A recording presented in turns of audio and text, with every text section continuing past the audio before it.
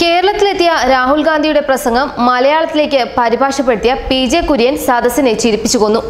അവസാനം രാഹുൽ ഗാന്ധി കുര്യന് വേണ്ടി നിർത്തി പറഞ്ഞുകൊടുത്തു.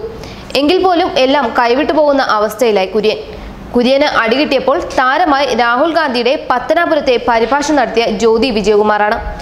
സോഷ്യൽ മീഡിയയിൽ കുര്യന് പരിഹാസമുണ്ടായപ്പോൾ ജ്യോതി ഇവിടെ താരമാവുകയാണ്.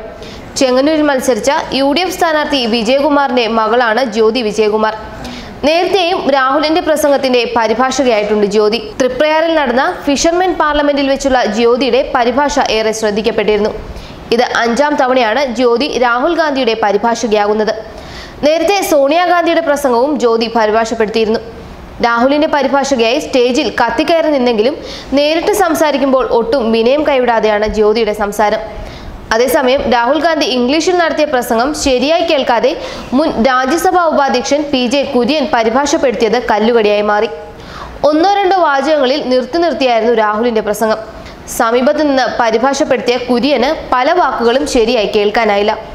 രാഹുൽ പറയാത്തതും കുര്യൻ പറഞ്ഞത് കേട്ടിരുന്നവർക്ക് അലോസരമായി. മൈക്കിൽ നിന്നുള്ള എക്കോ സ്റ്റേജിലേക്ക് തിരിച്ചു വന്നതാണ് പ്രധാന പ്രശ്നമായത്. സ്റ്റേജിൽ ശബ്ദ സംവിധാനവും ഉണ്ടായിരുന്നില്ല. പറഞ്ഞ വാചകങ്ങൾ കുര്യന്റെ ചെവിയിൽ പലപ്പോഴും രാഹുലിന് ആവർത്തിച്ച് വ്യക്തമാക്കി കൊടുക്കേണ്ടി വന്നു.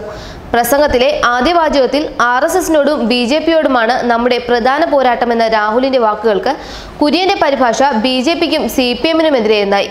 പിന്നീട് പലതവണ വാക്കുകൾ പിടികിട്ടാതെ കുര്യൻ രാഹുലിനടുത്തേക്ക് കാതോർത്തു നിന്നു. പലയിടത്തും പ്രധാന പോയിന്റുകൾ വിട്ടുപോവുകയും ചെയ്തു.